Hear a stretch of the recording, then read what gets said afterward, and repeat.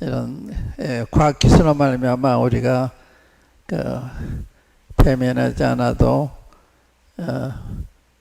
줌을 통해서 말씀을 들을 수 있고 또 서로의 모습을 볼 수 있는 놀라운 일이 아닐 수가 없습니다. 오늘은 그 빌립에 관해서 집중적으로 생각해 보겠습니다. 이 빌립을 생각하면서 한 사람의 가치가 얼마나 크고 중요한 것인가. 사람은 자신의 중요성을 잘 모르면서 살 수 있습니다. 자기의 가치를 모르고 우리 한 사람의 가치가 얼마나 대단한 거냐 생각해 보셨어요? 여러분들이 주님 앞에 이렇게 드려졌을 때 어떠한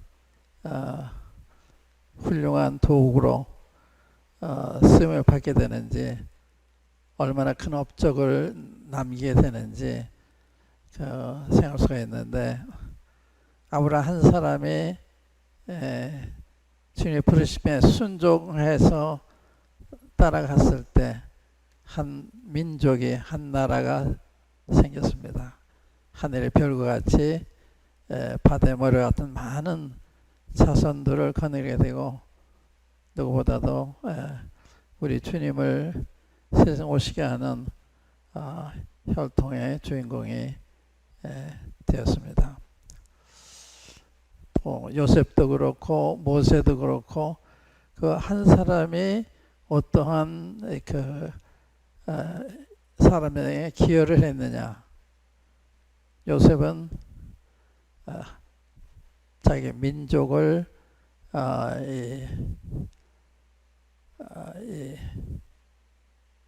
기근 때 구원하는 이런 역할을 했잖아요. 모세는 이스라엘 백성을 애굽에서 해방시켜서 가나안 땅 인도하는 이런 일에 쓰임을 받고, 그래서 한 사람의 생애가 굉장히 중요하기 때문에 자신을 삶을 중요하게 생각하는 거, 또 다른 사람의 생애를 귀하게 생각하는 거, 저 한 사람을 통해서 어떠한 일이 이루어지는지 이런 걸 우리가 생각할 수 있기 때문에 굉장히 중요하고, 일이라고 하는 것은 일꾼이 있어서 일이 되어지는 거기 때문에 일꾼이 중요하잖아요. 어떤 때는 이 일을 더 중요하게 생각하는데 일꾼이 있어야 일을 하잖아요. 일에 대한 투자를 하는데 일꾼에 대한 투자는 소홀히 하는 이런 경향도 없지가 않죠. 이런 점에서 한 사람을 세우는 일이 얼마나 중요하냐, 그런 걸 말씀을 드리시고, 또 베드로와 안드레, 요한과 야고보가 어부에 불과했지만 그들이 주님의 부르심을 받아서 주님을 따라갔을 때 사람을 닦는 어부가 되고 훌륭한 대대로 사람들에게 어느 면에서 길잡이가 되는 이러한 삶을 살았습니다.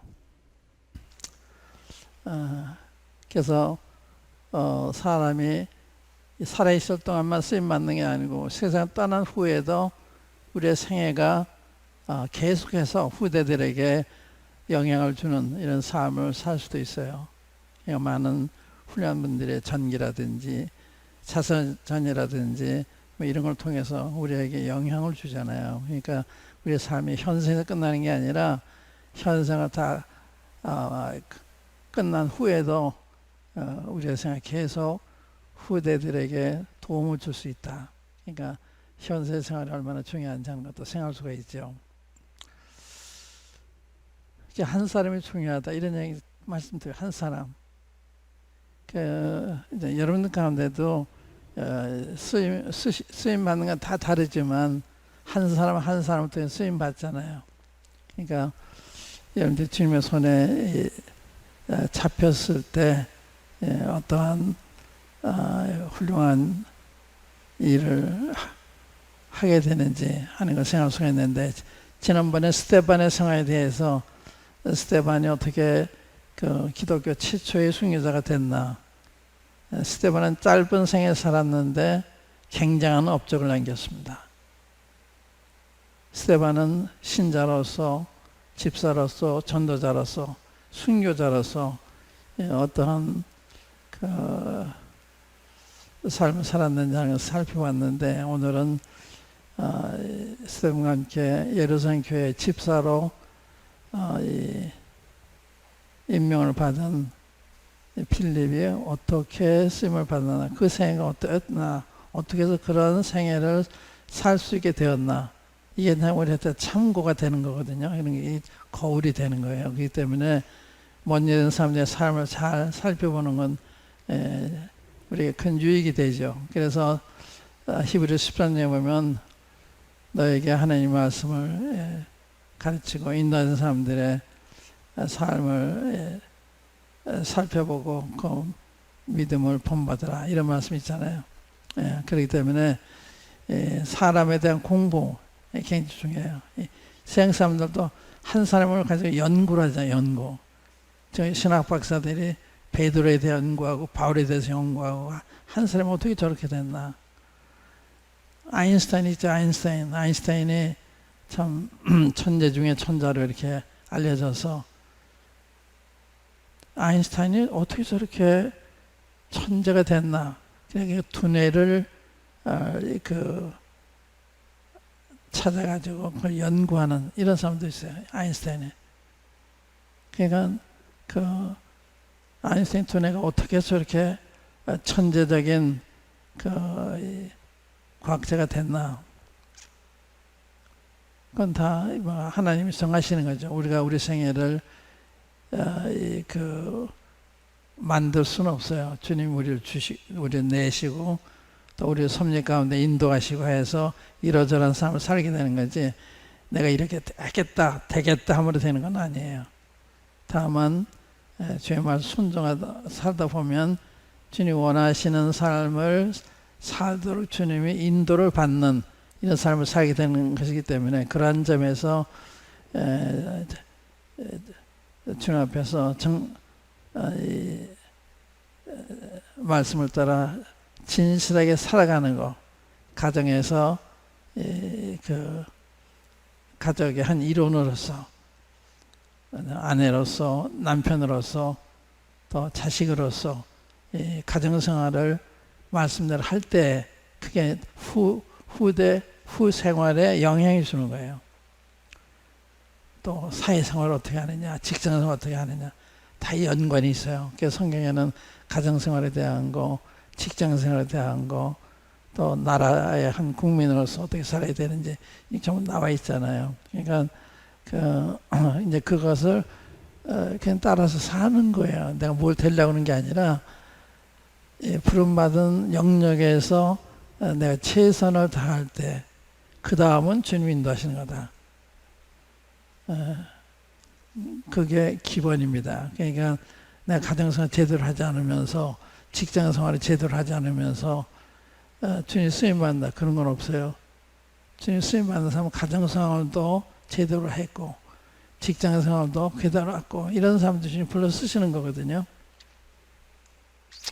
한 사람의 생애가 좀 중요하다, 여러분 한 사람의 대단히 중요하다, 귀하다, 이렇게 이제 생각할 수가 있는데, 우리가 이 집사 빌립에 대해서는 사도 빌립도 있지만, 집사 빌립에 대해서는 사도행전 6장에 나오잖아요. 6장에 너희 중에서 성령과 지혜가 충만하고 칭찬하면서 일곱을 택하라 할 때, 일곱 사람 중 한 사람으로 천거를 받은 사람이 빌립이에요. 스데반, 빌립, 그 외에 이제 다섯 사람이 있는데, 그게 처음 나와요. 그 다음에 8장에 가면 빌립이 사마리아 성에 내려서 복음 전해요. 또 주님이 그를 광야로 보내셔가지고 이태오피아 내시를 만나 전도해요. 개인 전도자로, 대중 전도자로 쓰임을 받아요. 그러니까 주님이 그렇게 쓰신 거예요. 주님이 쓰셔야 쓰임을 받습니다. 내가 잘하려고 되는 게 아니라 지금 합당히 보셨을 때 이러저러한 일에 불러 쓰시는 거예요. 다윗이 자기가 왕이 되고자 해서 왕이 된 게 아니다. 그가 한 가정의 한 부모의 아들로서 그 효도를 잘했을 때, 단 그가 맡은 일에 죽도록 충성했을 때 주님이 그런 걸 보시고서 다윗을 이 다윗은 내 백성의 인도자를 삼으면 좋겠다. 그래서 그를 픽업해가지고 왕을 삼으신 거예요. 내가 왕이 되겠다는 게 아니잖아요. 그러니까 나는 뭐가 되겠다. 그런 사람들이 있는데 그것도 그런 부르심이 있었기 때문에 그런 생각 가질 수도 있으니까 나쁘다고 할 수 없지만 그래서 되는 건 아니다. 내가 주님 앞에 충성되게 살 때 주님이 나를 불러서 필요한 일에 사용하신다. 난 청년들한테 그렇게 얘기를 해요. 내가 뭘 하겠다 그거보다는 가정생활에 충실해라. 직장생활에 충실해라. 그 다음은 주님께 맡겨라. 그럼 그 다음은 주님이 인도하시는 거예요. 이제 그게 안 됐는데 주님 스님 만나 그런 건 아니잖아요. 그래서 빌립은 어떻게 주님을 믿게 됐고 어떻게 주님을 따랐고 어떻게 해서 집사가 됐고 어떻게 해서 대중 전도자가 되고 또 개인 전도자가 됐나. 이제 그것을 좀 분석을 하면서 생각을 해서 쓴 것이 여기 빌립의 생애된 건데 129페이지에 나옵니다. 사도행전 땅까지 이르러 책의 129페이지에 신실한 종 빌립을 통한 교훈 1, 2에서 이렇게 연재를 했는데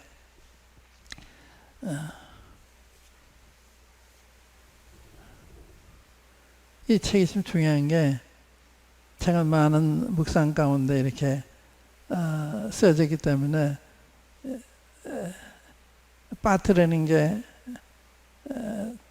적은데 말씀을 할 때는 빠뜨리는 게 많아요. 그래서 이 책을 읽어가면서 더할 건 더하고 이렇게 말씀드리겠는데 그 129페이지 신실한 종 빌립을 통한 교훈 이거 보기 전에 성경 문제 보는 게 좋을 것 같습니다.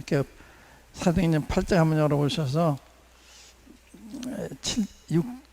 6장 8장 읽겠습니다. 6장 먼저 읽고 8장에서 빌립에 대한 걸 읽어보겠는데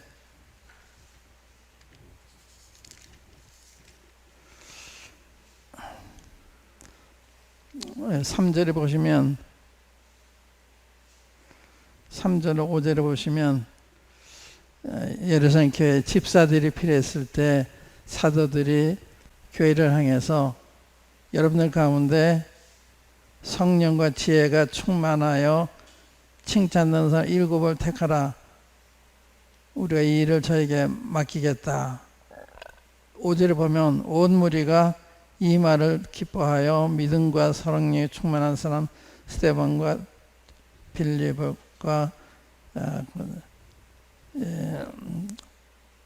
프로고로와 니가노로와 디몬과 바메나와 유대교에 입교한 안디옥 사람 니골라를 택하여 사도들 앞에 세우니 사도들이 기도하고 그들에게 안수하니라. 7 집사를 청구했는데 이 자격 기준이 좀 높잖아요. 성령과 지혜가 충만한 또 칭찬 넣는 사람.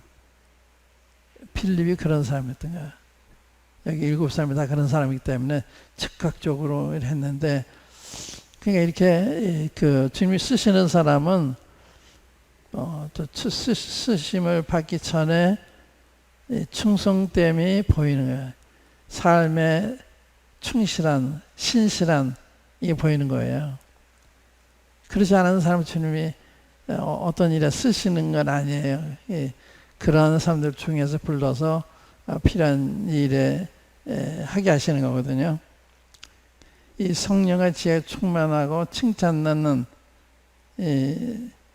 이게 이제 필립이었는데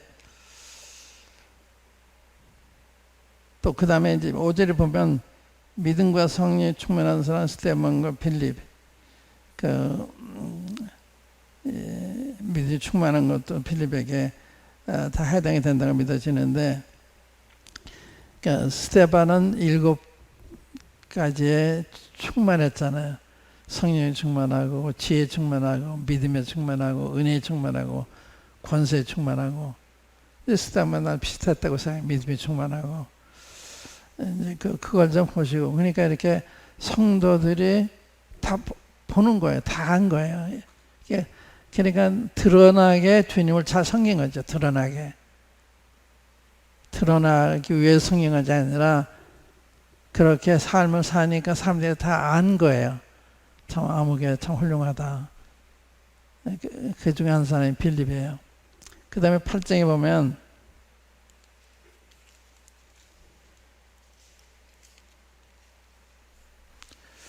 (5절에) 4절 5절 보시면, 그 흩어진 사람들이 두루 다니며 복음의 말씀을 전할세 빌립이 사마리아 성에 내려가 그리스도의 백성에게 전파하니.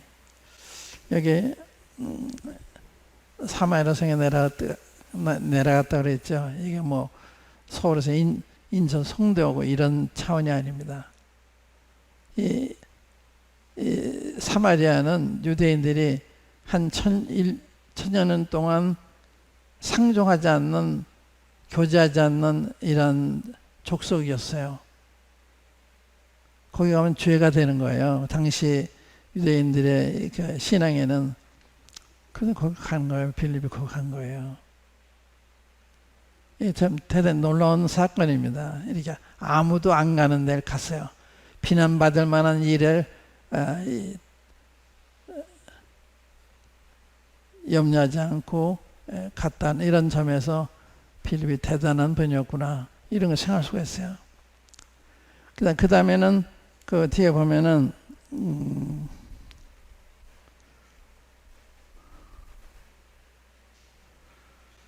26절에 보면 주의 사자가 빌립더로 일러 가로되 일어나서 남으로 향하여 예루살렘에서 가사로 내려가는 길까지 가라 하니 그 길은 광야라. 일어나 가서 보니, 이게 지금 사마리아 가서 복음을 전해가지고 사마리아 성이 떠들썩한 많은 사람들이 구원받고 이제 모이기 시작했어요. 이걸 돌아봐야 되잖아요, 전도자로서. 그런데 주님이 그 사자를 통해서 너 거기서 그 남쪽으로 가사로 가는 길을 가라 그러니까 벌떡 이렇게 간 거예요. 이 이야기 어려운 거거든요. 본인도 지금 할 일이 많은데 어딜 또 가라 그러시나, 이렇게 생각할 수도 있었을 것이고, 다른 사람도 일을 벌려놓고 어딜 가나 이랬을 거예요. 그런데 가라 그러면 가잖아요. 그래서 하나님의 일은 이해가 안 되는 경우가 많습니다. 상식에 벗어난 것도 많아요. 그렇기 때문에 상식적으로 생각하면 안 돼요. 주님이 인도하신 일이냐 아니냐, 이렇게 질문해야 돼요. 주님이 인도하신 거냐 아니냐, 그거 할 말이 없죠. 주님 인도하셨으면. 빌립은 그런 사람이기 때문에 가라 그랬을 때 주저하지 않고 일어나서 가잖아요. 가서 뭐 한 사람 만나요. 여러 사람 두고 가서 한 사람 이듬해 넷이 만나 전대가지고 아프리카의 복음의 전초 기조를 만들잖아요. 그래서 그 제가 옛날에 그 영국의 대형 박물관 있잖아요. 거기 가보니까 에티오피아 그 성경이 많이 진열이 돼 있더라고요. 아, 이게 내시가 참 빌립이 내시의 전도의 사실이었구나. 그걸 봤어요. 아프리카 유일하게 기독교 국가였는데 그게 이제 빌립에 의해서 그렇게 돼요. 빌립에 의해서 한 사람, 권세 있는 한 사람 주는 게 인도해가지고 그 사람이 가서 복음을 전했기 때문에 그러한 기독교 국가가 된 거거든요. 그러니까 우리가 이제 이 겉으로 봤을 때는 여러 사람 봉사하는 게 더 큰 것 같고 한 사람 하는 건 이렇게 시간 낭비가 생각될 수도 있는데 아닌 거예요.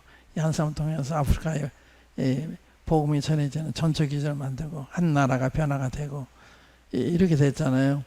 그렇기 때문에 주님의 일은 그 외면적으로 판단할 수가 없는 거예요. 그러자면 우리 생각을 많이 버려야죠. 주님을 따라가려면 자기 생각까지 못 따라가요. 주님을 절대적으로 생각할 때 내 생각 맞지 않아도 네 하고 따라가는, 이게 정말 하나님을 아는 사람이죠. 결과는 주님 맡기는 거예요.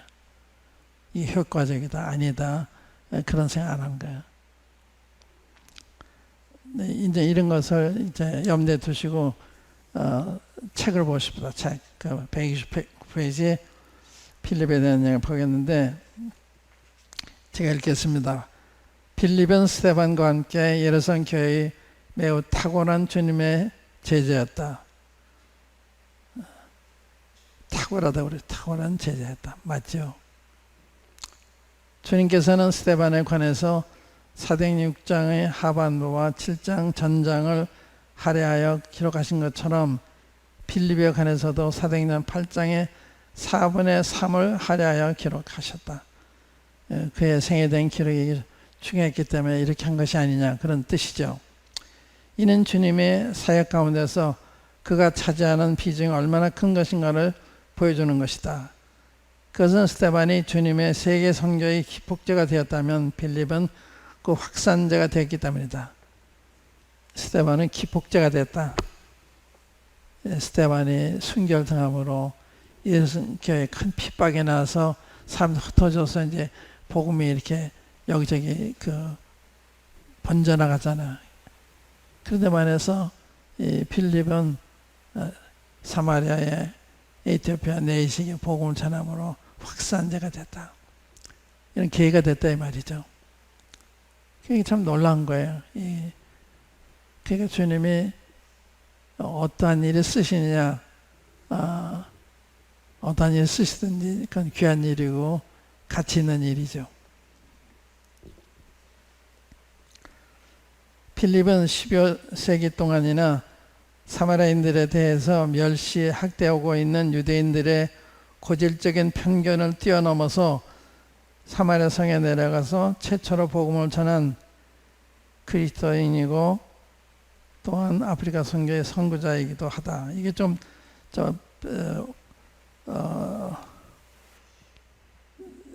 오자가 생겼어요.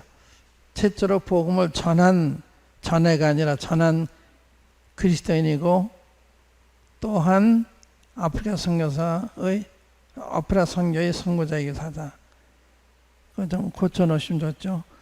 최초로 복음을 전한 그리스도인이고 또한 아프리카 선교의 선구자이기도 하다.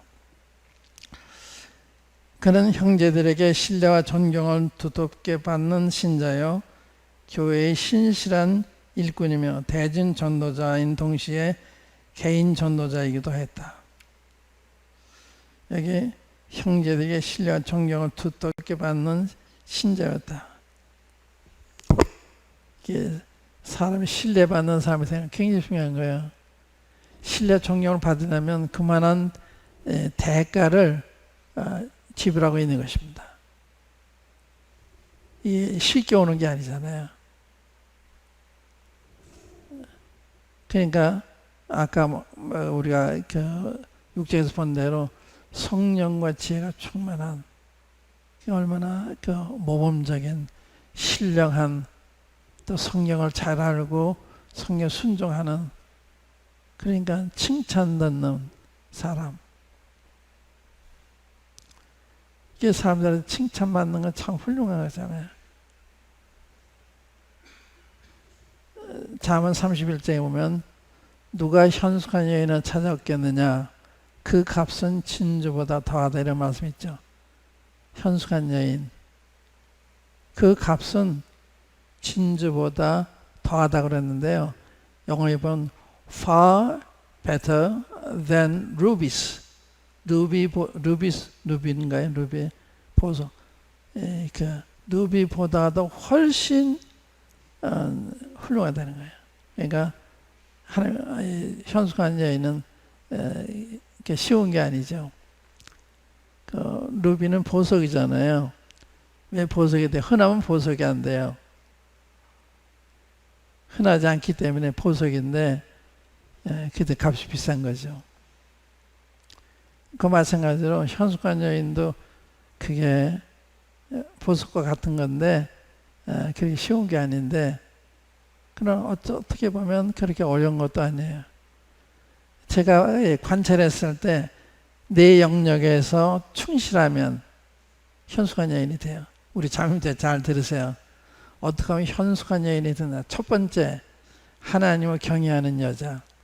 고운 것도 헛되고 아름다운 것도 거짓되나 여호와를 경외하는 여자는 칭찬을 받는다. 그래서 하나님을 경외하는 여자가 미인이에요. 미인. 피부가 고운 여자가 미인이 아니라 마음이 고운 사람.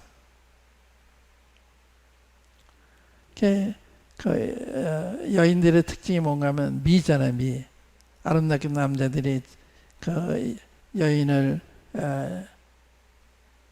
사모하게 되고 좋아하게 되고 그러잖아요. 자기 눈에 제일 예쁜 사람 이거 선택하잖아요. 근데 그 예쁜 사람은 어떻게 이루어지느냐? 하나님을 경외할 때. 이게 첫 번째. 하나님을 경외해서 하나님의 칭찬을 받는 사람. 그러니까 하나님을 멀리하고서 미인이 될 수가 없어요. 현숙한 여인이 될 수 없습니다. 두 번째는 남편에게 칭찬받는 사람. 남편이 칭찬하기를 덕행 있는 여자가 많으나 그대는 많은 여자보다 뛰어난다. 남편이 자기 아내에 대해서. 이 남편 칭찬받는 사람의 현숙한 여인 중에 두 번째 조건이에요. 하나님을 경외하니까 남편한테도 칭찬을 당연히 받게 되죠. 주님한테 잘하는 거나 남편한테 똑같은 거예요. 주님한테 잘하기 때문에 남편한테 잘하는 거거든요. 그게 증거가 되는 거예요. 그 다음에 자식들한테 존경을 받는, 그 자식들이 일어나나 어머니가 살해한다. 자식들한테도 인정을 받는 거예요. 예. 참 우리 어머니는 참 훌륭하시다. 그 마음 쓰시는 거, 행하시는 거 이게 참 훌륭한 거예요. 네 번째는 이웃 사람들한테 칭찬을 듣는 거. 이런 여자는 성중에 칭찬을 받는다. 그러니까 내 영역, 하나님과의 관계, 남편과의 관계, 자식과의 관계, 이웃과의 관계에서 칭찬을 듣는 사람. 그게 현숙한 여인이에요. 그런데 그 현숙한 여인이 되는 게 어려운 것 같지만 그 영역에 잘하면 돼요. 남편한테 하나님한테 잘하면 되고 남편한테 잘하면 되고 자식한테 보내되게 살면 되고 또 이웃한테도 그게 살면 되는 거예요. 그러니까 마음 쓰는 거 행동하는 게 다 중요한 거예요. 절대 이기적인 사람이 아니죠. 이타적인 사람. 남을 많이 생각하고 그런 사람이에요. 그러니까 그런 사람이 현숙한 여인이 되는 것처럼 그냥 훌륭한 빌릴 것 같은 스테반한 사람이 되는 것도 마찬가지예요. 하나님을 경외하는 거. 근데 여기 이제 빌립이 개인 전도자로 또 대중 전도자로 쓰임 받았다. 그 자기가 되려고 그런 게 아니잖아요. 주님이 그렇게 쓰신 거예요. 기회는 다 우리가 동등해요. 누구나 다 이렇게 쓰임 받을 수 있는 동등한 기회를 가지고 있는데 누가 주님의 눈에 드는 이런 사람이 되느냐, 이게 좀 관건이잖아요. 그 다음 읽겠습니다. 그는 형제들에게 신뢰와 존경을 두텁게 받는 신자요 교회의 신실한 일꾼이며 대중 전도자인 동시에 개인 전도자이기도 했다. 그리고 가정에서는 자녀를 잘 양육하여 4명의 처녀, 딸, 예언자를 배출한 모범적인 아버지일 뿐만 아니라 또한 가정을 주님의 종들에게 개방하여 영접하고 접대하는 일에도 힘을 쓴 분이다. 사도행 21장으로 보세요. 21장.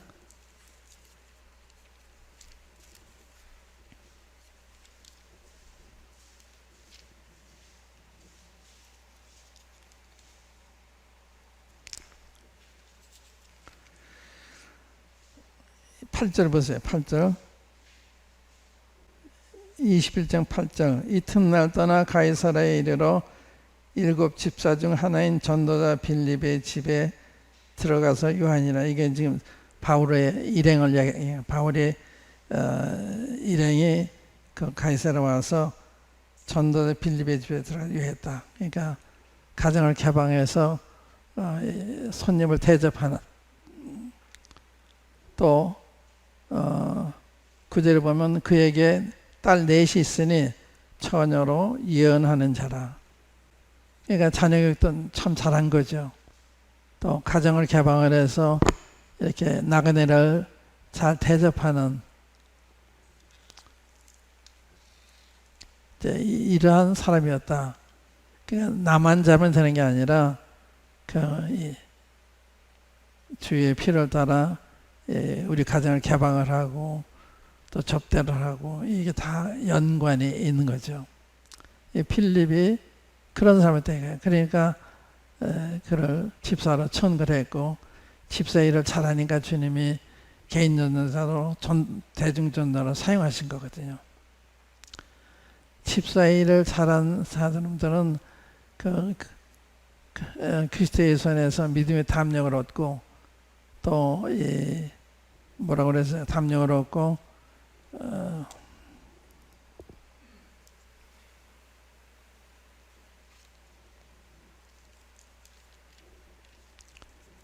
어떤 일을 맡았든지 그 일을 충실하게 잘하면 주님이 더 높여 쓰시는 거예요. 집사의 직분을 잘한 자들은 아름다운 지위와 그리스도의 손에 있는 믿음의 큰 담력을 얻느니라. 디모데전서 3장 13절에 있는 말씀이에요. 아름다운 지위. 신약성경에 전도자로 부름받은 사람은 빌립밖에 없어요. 전도자 빌립. 집사인데 전도자 쓰임받아요. 그러니까 집사로 일을 충실하니까 다른 일에도 주님이 세우시는 거예요. 얼마나 좋아요. 그러니까 집사는 뭐 말씀 잘하지 못하고 그런 게 아니에요. 스데반과 같이 사도도 하지 못하는 일을 하는 그런 일에 쓰임을 받잖아요. 사도행전 7장에 이스라엘 공회 앞에 가서 스데반이 당신들은 살인자다 하면서 이렇게 하나님이 최후 통첩을 해요. 선고를 내려요. 그게 믿음의 담력, 아름다운 지위, 최초의 기독교 순교자라는 지위, 또 필립은 전도자라는 지위, 또 믿음의 큰 담력을 얻다. 이게 담대하게 그 공회를 향해서 책망하고 판단하는 이런 일을 했잖아요. 스데반이. 필립은 사마리아 성에서 복음을 전하는, 아무도 안 가는 비난받을 만한 일에 서슴청 가서 복음 전하는. 사람을 두려워하면 주님 못 따라가는 거예요. 하나님 두려워하면 사람은 아무것도 아니에요. 개미 같은 거예요. 그러나 하나님 안 보이면 사람이 두려운 거예요. 하나님 보면 사람 아무것도 아니에요. 그렇기 때문에 이 스데반이 참 빌립이 그런 걸 개의치 않고 사마리아 성에 내려 복음을 전했잖아요. 주님의 뜻이라면 서슴지 않는, 어떤 대가가 지불되더라도 그것을 감내하는 이런 사람이 된 거죠. 그 다음에 이제 한 장 넘기시고, 성경은 우리들에게 이러한 분들을 생각하며 저희 행실의 종말을 주어야 보고 저희 믿음을 본받으라고 히브리서 13장 7절에 권면하고 있다. 그러므로 우리는 이 권면의 말씀을 따라 필립의 삶과 사역을 집중적으로 살펴 우리 본받을 바가 무엇인지 찾아보도록 하자. 필립의 생애는 대체로 다음에 4가지 면으로 나누어 생각해 볼 수 있다. 빌립과 신앙, 빌립과 직분, 빌립과 핍박, 빌립과 이 4 부분으로 나눠서 이제 글 썼는데, 빌립과 신앙. 필립은 어떤 신앙생활을 했나? 이런 거죠. 어떻게 믿었으며 어떤 신앙생활을 했나? 잘 보세요. 여기 잘 보면 좋은 말씀 하나. 예를 들면 교회 생활을 잘해야 된다. 교회 생활 잘해요. 교회생활 충실하는 것과 주님 쓰임 받는 것과 관계가 있어요. 내 신앙 성장과 관계가 있어요. 그런 게 그 직간접적으로 이렇게 기록이 되어 있는데 한번 읽겠습니다. 빌립이 이제 그랬는데 언제, 이것도 이제 오자예요. 빌립이 언제 어떻게 주님을 믿게 되었는지 기록이 없어서 알 수 없지만 그는 주님 믿은 이후에 매우 돋보이는 삶을 살았다. 그런 거로 예루살렘 교회가 일꾼을 필요로 할 때 형제들은 빌립을 일곱 모범적인 사람들 가운데 한 사람으로 천거를 했다. 그런데 그때 사도들이 제시한 일꾼의 자격 기준은 매우 높은 것이었는데 빌립이 그 높은 자격 기준에 맞는 사람으로 형제들에게 평가를 받고 있었던 것이다. 즉 사도들이 형제들아 너희 가운데서 성령과 지혜가 충만하여 칭찬받는 자 일곱을 택하라. 우리가 이 일을 저에게 맡기고 우리는 기도하는 것과 말씀 전하는 것 전말이라 했을 때 빌립이 그 사도들이 제시한 그 자격 기준에 맞는 삶을 살고 있었던 것이다. 그 자격 기준은 대체로 세 가지로 요약하여 제시되었는데 제시되어 있는 바 성령, 지혜, 칭찬과 관계된 것이었다. 집사 되신 분들, 집사는요 이제 공적인 집사가 있고 집사는 일꾼은 다 집사예요. 일하는 사람. 집사 일꾼이라는 말이거든요. 근데 이제 교회 그 공적인 일을 맡는 집사는 다른 의미의 집사죠. 일꾼이면 다른 의미의 일꾼이에요. 일반적인 일꾼은 일하는 사람 누구나 일꾼이에요. 주일학교 교사나 학생회 교사나 또 이 주차장 관리하는 일이나 다 일꾼이잖아요. 장로들도 일꾼이고 사도들 다 일꾼이에요. 주님도 일꾼이셨어요. 그런 점에 집사는 집사란 말의 뜻이 그런 것인데, 그러면 성령이 충만하고 지혜와 성령과 지혜 충만하다 그러는데 성령이 충만하다는 게 뭐냐? 이게 중요하잖아요. 성령이 충만해. 이게 굉장히 중요한 점입니다. 보통 우리 상식을 알고 있지만 성령의 충만한 그 중요성을 잘 모르고 있기 때문에 모르고 사는 사람들이 많잖아요. 성령의 충만한 게 뭐냐? 성령의 지배를 받는 거예요. 만약에 알코올 중독이 되면 알코올의 지배를 받는 것처럼 성령이 충만하면 성령의 지배를 받는. 그러니까 보통 사람 다르죠. 술 취한 사람이 나쁜 의미에서 이렇게 술 주정하는 것처럼 성령이 충만한 그러한 영향을 성령을 통해 받는 거예요. 성령이 가득한 거죠. 충만하다면 가득하다. 성령의 지배받는 사람은 어떻게 하나요? 그 열매를 보아요. 열매 보아. 성령 열매는 사랑과 희락과 화평과 오래 참음과 자비와 양성과 절제와 충성과, 이게 성령의 충만이라. 이걸 보고 성령이 충만하는 거예요. 그 사람 감정 보고 하는 게 아니고 그 인격 보고 하는 거예요. 성령이 충만한 사람, 사랑이 충만한 거야. 사랑이 뭐예요? 이 사랑, 인간적인 사랑이 아니에요. 이거는 아가페 사랑, 절대적인 사랑. 나를 미워해도 사랑하는 사랑. 그게 성경이 말하는 사랑이에요. 성령으로 말미암은 사랑입니다. 그러니까 그 우리 주님이 그 십자가 못 박힘을 당하실 때에도 하나도 미워하지 않잖아요. 그렇게 그 비열하고 비정하고 악한 사람들에 대해서 아버지요 몰라서 그러니까 용서해 주세요 그러잖아요. 하나님 미워하는 마음이 없는 거예요. 이게 놀랍잖아요. 사람은 조금만 건드려도 확 반응하잖아요. 말만 잘못해도 기분 나빠하고 분노하게 되고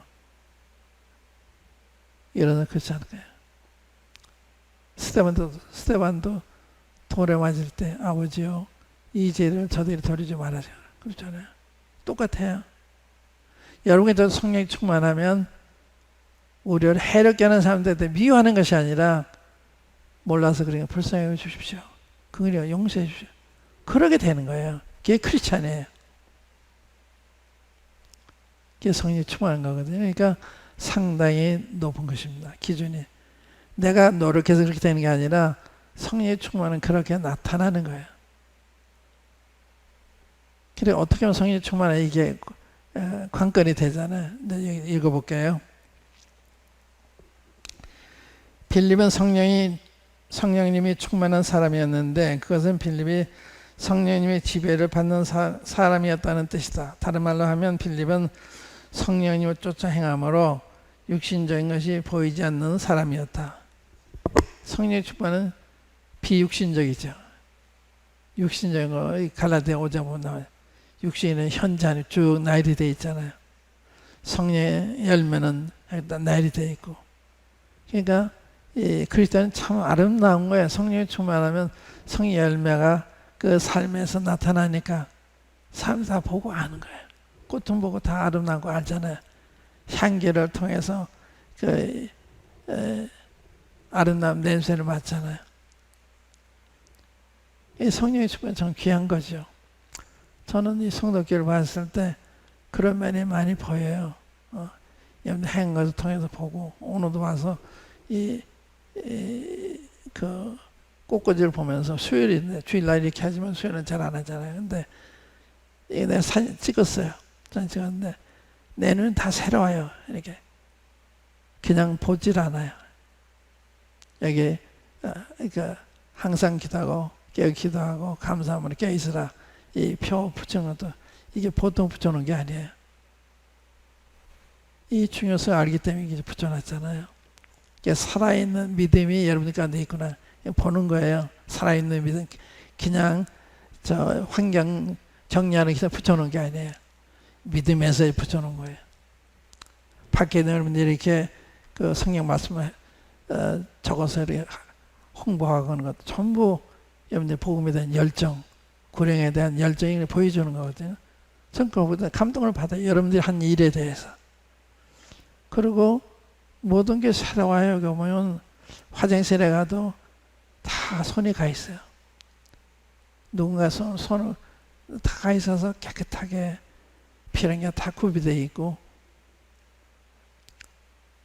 여러분들 간에 흠을 못 봤어요. 아직까지 흠 못 봤는데 교회적으로 온 성도가 그러한 일에 서로가 하고 있기 때문에 이러한 모습 보이고 저는 가끔 오는데도 이렇게 보여서 이런 얘기 하잖아요.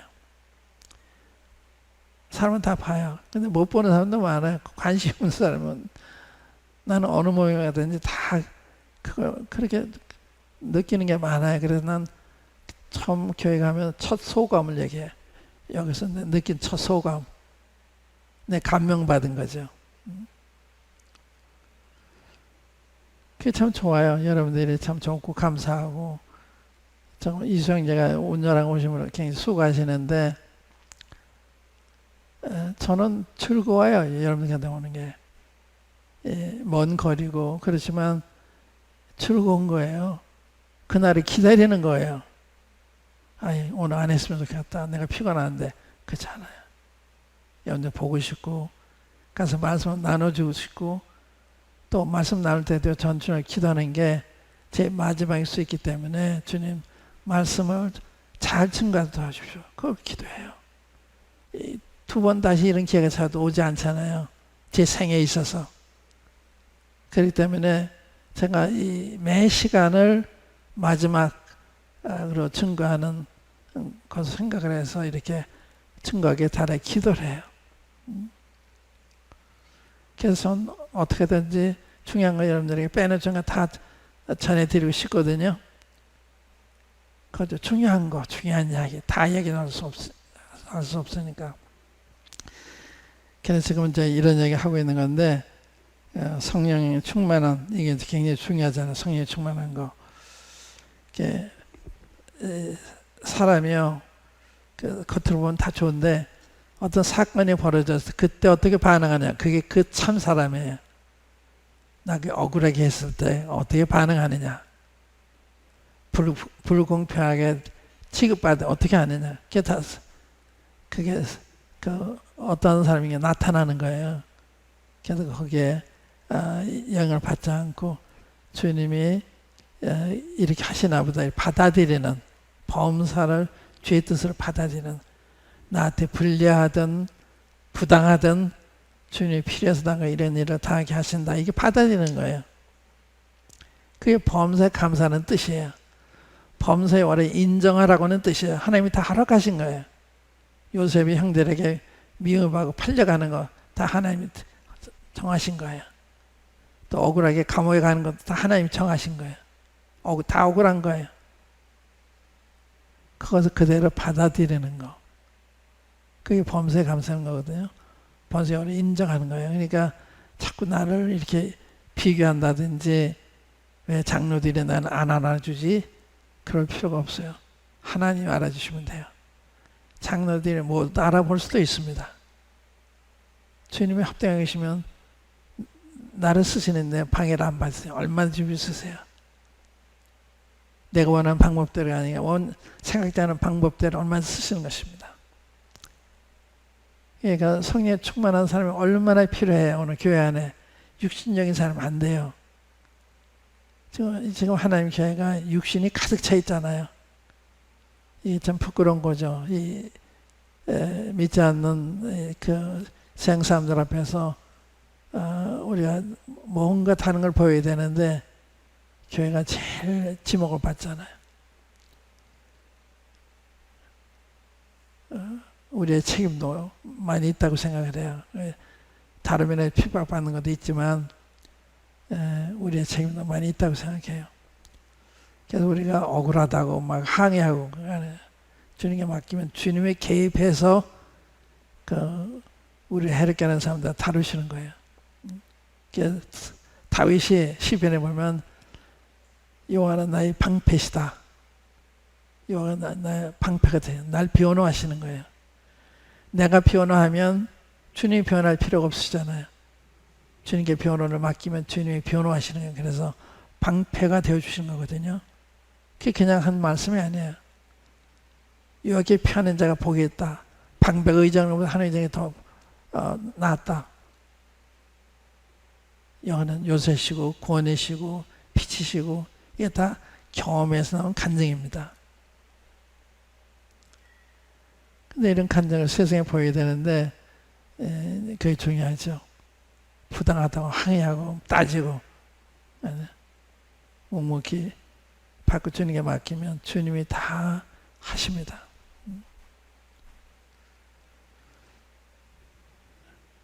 주님은 전능하신 분, 전자하신 분, 주님의 손을 막을 사람이 없어요. 그러니까 주님만 의지하는 이게 필요한 거죠. 그러면 어느 사람이 육신적이고 또 어느 사람이 성령이 충만한 사람인지 어떻게 알 수 있겠는가? 그것은 그 사람의 삶의 열매, 즉 그 인격을 보아 알 수 있다고 사도 바울은 말씀하고 있다. 즉 육체의 일은 현저하니 너무 뚜렷하다는 거야. 그 음행과 더러운 것과 호색과 우상숭배와 술수와 원수를 맺는 것과 분쟁과 시기와 분냄과 당짓는 것과 불리함과 이단과 투기와 술취함과 방탕과 또 그와 같은 것들이라. 그게 육신이에요. 그게 육신, 내가 육신적으로 행하는지 아닌지 금방 알 수 있어요. 다른 사람도 알 수 있고 나도 내 자신도 알 수 있어요. 그 다음에 성령의 오직 성령의 열매는 사랑과 희락과 화평과 오래 참음과 자비와 양성과 충성과 온유와 절제니 이 같은 것을 금지할 법이 없느니라. 그게 성령의 충만과 육신의 이 일은 밤과 낮이 다른 거예요. 하나님의 교회에서 육신이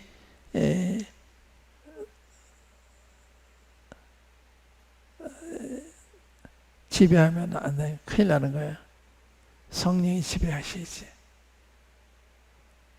그래서 최소한 이게 성령으로 말미암은 건지 아닌지 이 분별력이 있어야 되는 거예요. 이게 기준입니다. 성령 열매, 육신의 일 이걸 보고서 내가 육신을 따라 행하는 건지 다른 육신을 따라 행하는 건지 성령을 따라 행하는 그게 알 수 있는 거예요. 그 기준에서 나 자신을 판단하고 다른 사람 판단하는 그 기준에서 옳고 그른 걸 통해서 판단하는 게 아니에요.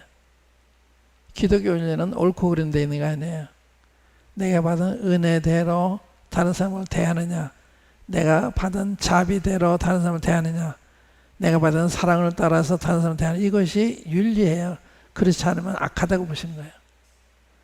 사랑받은 사람은 사랑을 안 하면 악하다고 보시는 거고, 자비를 받은 사람이 자비로 행하지 않으면 악하다고 보시는 거예요. 마태복음 18장 읽어보시면 그거 나와요. 악한 사람아, 너는 빌게 내가 용서해줬는데 너도 내 동관을 용서하는 게 마땅치 않느냐.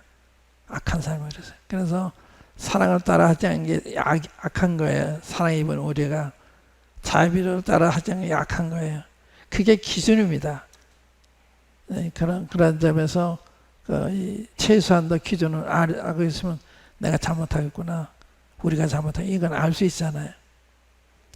그 다음에 그 다음 읽겠습니다. 잃어볼 때 육신적인 사람과 영적인 사람, 즉 성령이 충만한 사람은 밤과 낮이 다르듯이 다른 것이다. 그런데 빌립이 그 삶에서 이렇게 아름다운 열매를 나타내고 있었으니 어찌 사람들의 흠모와 존경과 칭찬을 받지 않을 수 있었겠는가. 성령의 지혜가 충만하고 칭찬 들었잖아요.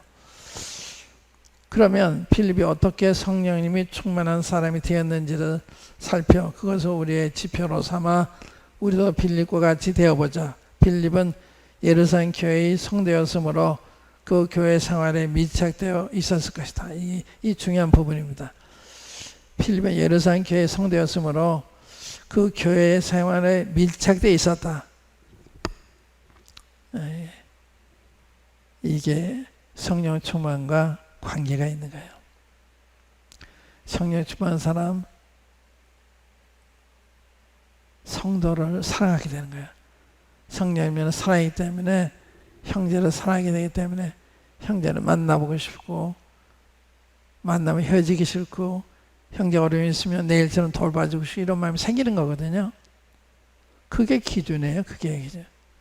그러니까 우리 생각이 기준이 아니라 성령의 열매, 이 사랑이 기준이냐.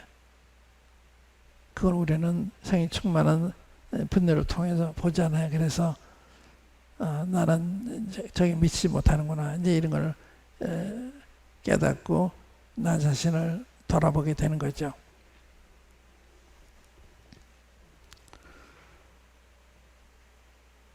예루살렘 교회가 기본적으로 4가지 일에 크게 헌신되어 있는 바, 빌립도 그랬을 것이다. 빌립이 예루살렘 교회 성도였기 때문에 그렇게 살았을 것이다 하고 이제 그걸 전제로 삼아 생각해 보는 거예요. 저희가 사도의 가르침을 받아 서로 교제하며 없다기 때문에 기도하기 전혀 힘쓰니라. 첫째로 빌립은 사도들과 가까이 사귀면서 그들의 가르침을 받는 일에 전혀 힘을 썼다. 사도들한테 성경 공부를 하는 걸 중요하게 여긴 거예요. 중요하게.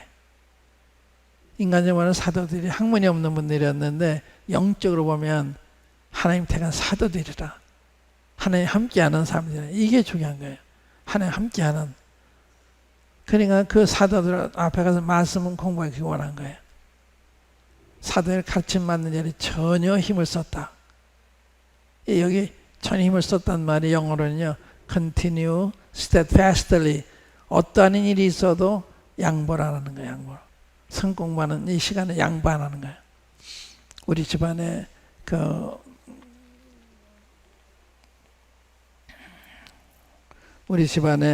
뭐 어르신 생신이기 때문에 집회 못 간다든지 그런 일은 없는 거예요. 그럴 때는 제가 오늘 교회에 가기 때문에 나중에 찾아뵙겠습니다 한다든지, 먼저 찾아뵙고 온다든지, 그건 해야 돼요. 부모를 다 공경하고 그래야 되니까. 그러나 성경 공부에 바꿔서는 안 되는 거예요. 그게 continue steadfastly. 어떠한 일이 있어도 그 시간을 안 뺏기는 거예요. 성경 공부에서 기도하는 시간, 떡되는 시간, 교제하는 시간, 이걸 안 뺏기는 거예요. 이게 성령 충만한 교회의 간증이에요. 또 성령 충만한 성도들의 삶의 간증입니다. 이런 참 좋아요. 제가 오늘도 이 수요일 저녁에 빠지 않는 오는 이 장로 한 분을 보면서 참 형제님 신실합니다. 내가 이렇게 감탄의 얘기를 했는데 안 빠지더라고요. 소위나 이렇게. 장로들은 성도들의 모범이 돼야 되잖아요. 집에 참여는 말할 것도 없는 거죠. 근데 그런 일에 장로들이 빠진다? 말이 안 되는 거죠. 장로 일을 그만둬야 되는 거죠. 본이 안 되면 장로가 아니잖아요. 본이 되는 게 장로니까 모든 일에 있어서 본이 돼야 되는 거예요. 사랑에 있어서나 믿음에 있어서나 본이 돼야 되는 거거든요. 그러니까 사도의 가르침에 전혀 힘을 썼다. 이것은 사도들을 그렇게 존중이고 그들을 자세히 관찰하고 그들과 시간을 많이 보내기 때문에 의무량으로 많이 받는 게 많이 있었을 거예요. 그런 사람은 가까이 있는 종모예요. 신령한 자문에 그런 말씀, 지혜 있는 자가 통하면 지혜를 얻는다. 지혜 있는 사람은 지혜 있는 사람과 동행하는 거예요. 그러면 많이 얻어요. 제가 한 가지 저에 대해서 칭찬하는 게 하나 있다면 노인들을 존경하는 겁니다. 노인들. 왜 노인들 존경하느냐? 배울 바가 많죠. 그래서 저는 노인들을 좋아해요. 노인들 일부러 찾아갑니다. 찾아가서 뭔가 배울 바가 있을 것이다. 그렇게 찾아가요. 제가 옛날에 이천 집회 갔다가 옛날 이 통신회에 속한 노성도님, 그 당시에 70인가 이렇게 되셨는데 그분이 이천에서 한 20년 떨어진 데 사셨는데 오후에 집회가 오기 때문에 거기를 방문했어요. 전에 한번 방문한 적이 있는데 찾아가 뵈러 갔어요. 근데 여름인데도 이불을 덮고 누워 계시다가 연세가 많으시니까 그래서 아무에게 왔어요. 그런데 몰라보시죠. 그래서 좀 성경 말씀 좀 해주시죠. 내가 그래서 일어나시더라고요. 누워서 얘기하는 게 아니라 일어나서. 그것부터 저한테는 교훈이라. 하나님 말씀 누워서 얘기하는 게 아니라 일어나서 이렇게 얘기를 하시는. 그 다음에 좀 기도 좀 해주시죠. 그랬더니요. 한참 끙끙대시더니 기도가 안 나와서 못하겠대요. 옛날엔 성령님을 따라 기도를 했는데 지금은 사람들이 기도해라 마라 그런다고 그러시더라고요. 제가 부끄러웠죠. 옛날 형님들은요. 이렇게 모이면 먼저 성경 펴놓고 자기가 축복받은 거 서로 나눠요. 나는 이 말씀에서 이렇게 맛을 봤습니다. 저 말씀에 이렇게 맛봤다 그래요. 그러고 나눠요. 그러고 나서 식사도 하고 그래요. 그게 관습 좀 돼 있더라고요. 옛날 이 통신에 노인들 제가 우리 몸이 생기기 전에 교제를 했기 때문에 그분의 비디오를 보고 많은 걸 배웠는데 노인들이 이렇게 좋은 거예요. 노인들 가까이 하면 배울 바가 많은데 요즘 그걸 몰라요. 당연히 배울 게 있을 거 아니에요. 주님 안에서 오래됐으니까. 그러니까 가까이 하려고 들으려고 그러고 물어보기도 하고 그래야 되는데 요즘 그런 게 없어요. 묻는 사람도 없고 가까이 있는 사람도 없고. 그러니까 이 세대가 지금 어느 정도인지는 걸 알 수가 있죠. 가정에서 노인들을 모신 가정, 노인들 없이 사는 없는 가정에서 자라는 사람들 차이가 많아요. 그러니까 이 노인들이 가까이 하면 그 지혜라. 난 그래서 의도적으로 가까이 해요. 저희 문동문 노인님이 계셨는데 제가 가까이 지냈어요. 제가 자주 가서 그분이 참 고마워하셨는데 늙은이도 누가 좋아해? 그런 생각을 가지고 노인들은요 자기 소외감을 느끼세요. 근데 난 가까이서 이렇게 하니까 그분이 너무 좋아하셨어요. 나는 그분이 배울 바가 있으니까 배울 바가 많아요. 편지를 통해서도 참 제가 받는 교훈이 많았고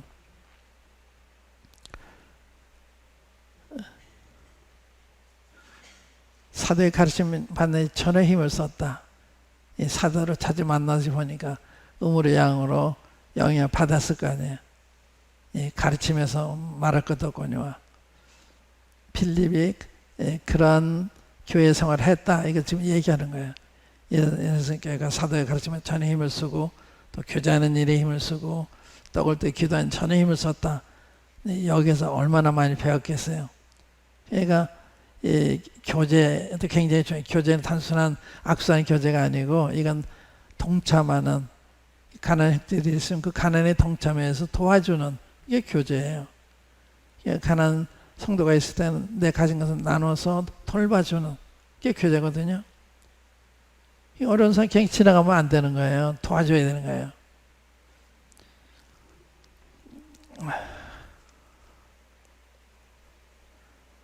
첫째로 빌립은 사도들과 가까이 사귀면서 그들의 가르침을 받는 일에 전혀 힘을 썼다. 빌립이 사도들과 가까이 하게 되니 자연히 그들의 삶과 인격에서도 많은 것을 배우게 되었을 것이다. 뿐만 아니라 그는 개인적으로도 밤낮 성경을 읽고 묵상하는데 많은 시간을 바쳤을 것이다. 그러기에 그는 성경을 읽고 있는 이디오피아 내시에게 다가가서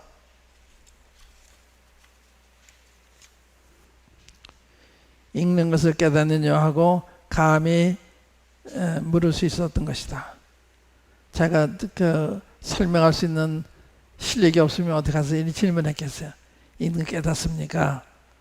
하고 물었죠. 그리고 그 내시가 깨달아지지 않아 답답해하고 있는 이사야 53장의 말씀을 잘 풀어 가르쳐 줄 수 있었을 뿐만 아니라 빌립이 그 길에서 시작하여 예수를 가르쳐 복음을 전하니라고 한 것을 볼 때 그는 그때 구약 성경을 전후좌우로 통달하고 있었던 것 같다. 우리는 이것을 그의 동료 집사인 스데반이 이스라엘 공회 앞에 나타나 구약 성경을 일목요연하게 증거한 데서도 알 수 있다. 페이런하고 빌립이 성령이 충만한 사람이 된 것은 그가 성경 말씀을 가르침받고 친히 읽고 묵상하는데 전혀 힘쓴 것과 절대적인 관계에 있었다는 말씀이다. 그러니까 성령 충만은 같은 거예요. 성령 충만은 말씀에 충만하게 생겨요. 말씀 삼아에서 읽게 되니까. 그러니까 말씀을 떠나 성령 충만할 수 없다. 이 말씀 읽고 묵상하는 가운데 충만해지는 거예요. 이거 뭐가 같은가 하면 배고플 때 밥을 먹어야 배불러지잖아요. 밥을 먹고 배불러지잖아요. 말씀 읽지 않고 우리 충만해지지 않아요. 아프면 약을 먹어야죠. 약을 보고 약을 설명만 해가 되는 게 아니라 약을 먹어야 병이 낫는 것처럼 밥을 먹어야 배불러지고 에너지를 얻는 것처럼 성경을 읽어야 되는 거다. 성경이 뭐 어떤 신기한 게 아니에요. 이렇게 밥 먹고 배부른 것처럼 성경 읽어서 우리 마음이 충만해지면 충만한 거니까 성경 말 지배를 받게 되니까 성령의 지배를 받는 사람이 되는 거죠. 그 다음에 뛰어넘어서 둘째로 하는 거기 좀 하나 뛰어넘어서 둘째로 빌립은 서로 교제하는 일에 전혀 힘을 썼다. 이것은 가지가 포도나무에 붙어있는 원리이다. 이는 교회는 그리스도의 몸이기 때문이다. 그리스도는 나는 포도나무요 너는 가지라고 했잖아. 포도나무에 붙어있지 않으면 열매를 맺을 수 없음 같이 너희도 내 안에 거하지 않으면 열매 맺을 수가 없다. 그러니까 교회에 붙어있는 거나 주님께 붙어있는 거 같은 거다 이 말이야. 왜? 교회가 주님 몸이니까. 교회가 주님 몸이에요. 이건 이론이 아니에요. 그렇기 때문에 교회에 밀착한 삶을 사는 것은 주님께 붙어 사는 것 같은 거예요. 그만한 은혜를 입게 되는 거죠. 그래서 우리 개인적으로 성경 읽는 건 중요하지만 교회 성경 말씀은 다른 거예요. 교회에서. 여러분들이 이 말씀을 이제 줌으로 듣고 또 녹화해서 듣기도 하는데 현장에서 마음 증거할 때 듣는 거하고 그 후에 그냥 그 녹화된 걸 듣는 거하고 차이가 있어요. 그 말씀 현장에서는 성령 역사가 있잖아요. 그러니까 이제 그런 영향을 말씀 답으로 받게 되는데 그렇지 않으면 그건 동반한 게 아니기 때문에. 그 다음에 이 교회는 그리스도의 몸이기 때문이다. 이것은 빌립이 형제들에게 칭찬받은 일로도 알 수 있다. 그는 형제들로부터 고립된 생활을 한 것이 아니라 오히려 형제들과 가까이 어울려 하나님 아버지와의 관계가 더욱 깊어졌을 것이다. 왜냐하면 우리의 사귐은 아버지와 그 아들 예수 그리스도와 함께 함이 되기 때문이다. 요한에서 그랬죠. 우리의 사귐은 그건 하나님 아버지와 그 아들 예수 그리스도와 함께하는 거다. 그러니까 우리가 형제들과 교제하면서 형제 속에 역사하는 하나님 아버지와 그 아들과 교제가 되는 것. 그게 진짜 영적인 교제예요. 그게 성령이 충만하면 영적인 교제가 안 되는 거죠. 육신적인 사람하고는 교제가 안 되는 거예요. 성령이 충만한 사람이 교제하면 교제가 되는 거죠. 이게 교류가 되는 거거든요. 그러니까 하나님 아버지와 그 아들 예수 그리스도와 교제하는 거와 같은 거다 그 말이에요. 그러니까 교제는 그런 거다. 단순한 악수하고 끝나는 게 아니고 하나님 아버지와 그 아들과 교제하는 것과 같은 것이다. 예, 그런 말씀입니다.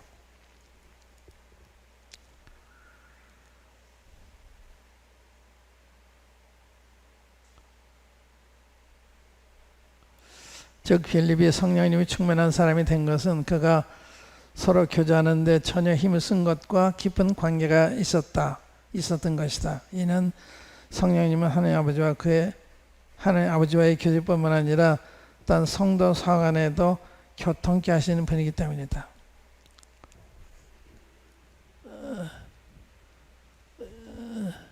성도의 교제는 이게 단순한 사랑과의 교제만이 아니다. 그 사람 속에 계신 하나님 아버지와 아들과 교제하는 거다. 그게 영적인 교제예요. 그러니까 성령이 충만하지 않은 영적인 교제 안 되는 거죠. 겉으로 교제는 하지만 영적인 교제가 안 되는 거예요.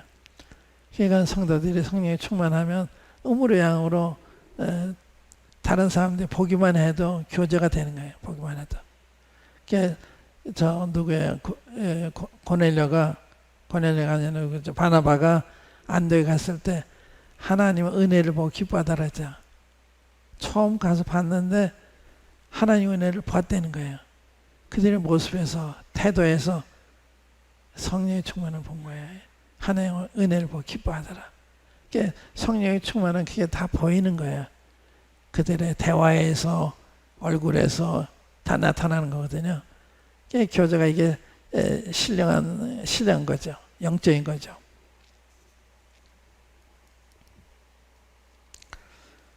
또 셋째로 이제 133페이지 셋째로 빌립은 떡을 떼는 일에도 전혀 힘을 썼다. 그가 떡을 떼며 잔을 마시면서 주님의 사랑을 얼마나 뜨겁게 느꼈겠는가. 그럴 때마다 그는 주님 앞에 그의 몸과 마음을 바쳐 살기로 얼마나 자주 다짐했겠는가. 그러기에 그는 예루살렘 교회에 불어닥친 큰 핍박의 강풍에도 조금도 두려움이나 비겁해짐이 없이 그 주님의 분부대로 사마리아 성에 내려가 그리스도를 담대히 증거할 수 있었던 것이다. 그러므로 빌립이 성령에 충만한 사람이 된 것은 그가 떡을 떼는 일에 전혀 힘쓴 것과 깊은 관계가 있었다는 것은 말할 나위가 없는 것이다. 넷째로 빌립은 기도하는 일에 전혀 힘을 썼다. 아마 빌립에게 있어서 기도는 경배 그 자체였을 것이다. 그는 머리를 숙여 하나님 아버지와 주 예수 그리스도를 앙망할 때마다 그는 자기를 위해 아들을 아끼지 아니하시고 내어주신 하나님 아버지의 사랑과 또 자기를 위해 십자가에 여기다 옷자가 십자가에 몸을 기꺼이 내어주신 여기다 십자가에 목은 그랬는데 몸은요 몸을 기꺼이 내어주신 하나님의 아들의 사랑과 그게 사랑에 크게 감복이 되어 가슴이 미어졌을 것이다. 그리고 그는 사도 바울처럼 이렇게 마음을 확정했을 것이다. 내가 그리스도와 함께 십자가에 못 박혔나니 그러니 이제는 내가 산 것이 아니요 오직 내 안에 그리스도께서 사신 것이다. 이제 내 육체 가운데 사는 것은 나를 사랑하사 나를 위하여 자기의 몸을 버리신 하나님 아들을 믿는 믿음 안에서 사는 것이라. 그러므로 빌립이 성령이 충만한 사람이 된 것과 그가 기도에 오로지 힘썼다는 것과 깊은 관계가 있다는 사실도 재론의 여지가 없는 것이다. 그러니까 성령 충만에 이게 다 전제되었단 말이죠. 사도의 가르침, 교제, 떡 때리고 기도하는 거 관계가 있는 거예요. 성령의 충만은 이런 일에 하게 되고 또 이런 함으로 성령의 충만함을 유지하게 되고 이게 얼마나 그 살아있는 삶이고 예배고 교회 생활이에요. 그래서 우리는 이 교회 생활을 겉으로 하는 게 성령 안에서 교제하기 때문에 영적인 것을 피자가 보는 거예요. 영적인 것을 여러분들 삶에서 이렇게 보고 얼굴에서 보고 보는 거거든요. 시간이 많이 가서 이제 여기 읽고 마칠게요. 이면 지혜 충만했다 그랬는데 지금 134페이지 필립은 지혜가 충만한 사람으로 평가를 받았는데 그것은 필립이 단순히 성경 지식을 많이 가지고 있었다는 것만을 의미하는 것이 아니라고 생각된다. 왜냐하면 그것은 지식이기 때문이다. 지혜는 물론 성경 지식에 바탕을 두고 있는 것이지만 그것은 엄밀히 말해서 하나님의 뜻을 아는 영적 통찰력이며 다른 사람을 가르칠 수 있는 능력인 동시에 사회생활에 있어서 어질게 처신하는 행위를 가리킨다. 구약의 잠언에서는 여호와를 경외하는 것이 지혜의 근본이요 거룩하신 자를 아는 것이 명철이니라. 이게 중요한 말이죠. 여호와를 경외하는 게 지식의 근본이고 지혜의 근본이라 했잖아요. 지식은 성경 내용을 잘 아는 게 지식이라면 지혜는 거기서 하나의 음성을 듣는 거예요. 그리고 그때 환경에 맞는 말씀이 생각이 나는 그게 지혜예요. 그래서 이 말씀을 따라 이렇게 문제 해결을 하는 거거든요. 그건 지혜가 지식이 있어도 성령이 충만하지만 지혜가 안 와요. 말씀 생각이 안 나요. 적절한 말 생각이 나야 되는데 생각이 안 나는 거예요. 성령님이 지식을 사용해서 때에 맞는 말씀을 알게 하시고 의지하게 하시는 거예요. 그게 지혜거든요. 그게 영적 통찰력이다. 그래서 성경을 지식만 가지고는 안 돼요. 성령을 통한 지혜가 필요한 거거든요. 그래서 그 사도 바울이 빌립보나 골로새에게 기도할 때 신령한 지혜를 있게 해달라. 그런 기도하잖아요. 영적인 통찰력. 이스라엘 백성은 성경을 잘 알고 있었는데 주님 십자가 못 박잖아요. 우리가 7장 공부할 때 그 스데반의 역소관에 관해서 말씀드렸는데 스데반은 그 이스라엘 역사를 통해서 하나님의 도를 알고 있었던 거예요. 그걸 백성들한테 그 얘기해 줬을 때 그 거울을 통해서 자기들이 비춰보기를 바랐는데 못 보잖아요. 그러니까 그 말씀을 듣고도 이를 갈면서 스데반을 돌려서 죽이잖아요. 성경 지식이 이렇게 작용할 수도 있어요. 그러니까 성령을 통한 성경 지식이 아니면 이게 정반대로 하나님을 대적하는 일을 하게 할 수도 있는 것입니다. 그러니까 성령 지식만 가지고 하면 안 돼요. 이 성령께서 그 말씀을 통해서 깨우쳐 주시는 거, 그게 지혜거든요. 그리고 그때 어려운 환경에 있을 때 주님이 지혜를 주세요. 성경 말씀 그 환경에 맞는 그런 말씀을 생각나게 해서 그걸 사용할 때 그게 지혜가 되는 거예요. 그러니까 지식과 지혜는 차이가 있는 거죠. 엄밀히 따지면 같은 거지만 그런 차이가 있는 거예요. 중간에 사도행전 6장 10절에 스데반의 지혜와 성령으로 말하면 저희가 능히 당치 못하여 한 것을 볼 때 지혜는 하나님의 말씀에 대한 통찰력과 정확한 적용 능력을 가리키기도 한다. 스데반의 지혜와 성령으로 말한다고 그랬잖아요. 그러니까 저희가 능히 당치 못했다. 그걸 볼 때 지혜는 하나님 말씀에 대한 통찰력과 정확한 적용 능력을 가리키기도 한다. 그런 말씀을 증거한 거예요. 이스라엘 공회 앞에서 스데반이 지혜 말씀한 거죠. 근데 못 알아듣는 거죠. 지식은 있는데 지혜가 없는 거예요. 그러게 스데반은 사도행전 7장에서 이스라엘 공회원들에게 그 조상들 역사를 일목요연하게 증거하여 그들이 그 조상들처럼 성령님을 거스르고 있음을 밝히 알게 해줄 수 있었다. 알게 해줬는데 모르잖아요. 그리고 빌립도 이디오피아 내시에게 그가 있는 이사야 53장의 말씀이 무슨 뜻인지를 그걸로부터 시작하여 예수님을 들어 복음을 밝히 증거할 수 있었던 것이 이게 지혜예요. 이러보건대 빌립은 성령님과의 관계에만 원만했었던 것이 아니라 또한 성경과의 관계도 매우 깊어 있었음을 알게 된다. 그는 밤낮 성경을 읽고 묵상하며 순종하는 삶을 삶으로 마치 시냇가에 심은 신기한 나무처럼 시절로차 과실을 맺으며 그 잎사이가 청청해 있어서 그 주위에 성도들의 큰 가마가 되고 있었던 것이다. 세 번째, 칭찬. 필립은 형제들 가운데서 칭찬이 자자한 사람이었다. 그가 성령님으로 충만히 있었으니 그 인격이 범사에 얼마나 사랑스럽고 명랑하고 평화로우며 온유 겸손하고 충성스럽겠는가. 또한 그 지혜에 충만해 있었으니 그 언어와 행동, 고치가 얼마나 어질고 지각이 있었겠으며 또한 개인적으로 공중 앞에서 그리스도와 및 하나님 나라 그리고 복음에 관해서 말씀을 할 때 사람들이 얼마나 감동을 받았겠는가. 이것이 우리가 본받아야 할 필립의 신앙생활이다. 여기까지 하겠습니다. 그리고 이제 다음 시간에 필립에 대한 두 번째 그 공부인데 다음 시간에 하기로 하고요. 여기까지 하고 여러분들 가서 다시 읽어보세요. 묵상하시면서. 배울 바가 많아요. 저도 이거 읽으면서 제가 다시 배워요. 제가 이걸 성령님 도움을 받기 기록을 했는데 지금은 새로운 거예요.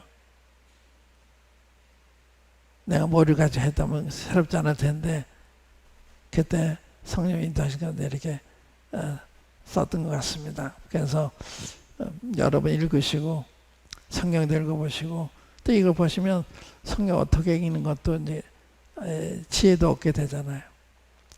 여기까지 하겠습니다. 한번 기도하십시다. 한번 기도하고 한번 기도해 주시면 고맙겠습니다.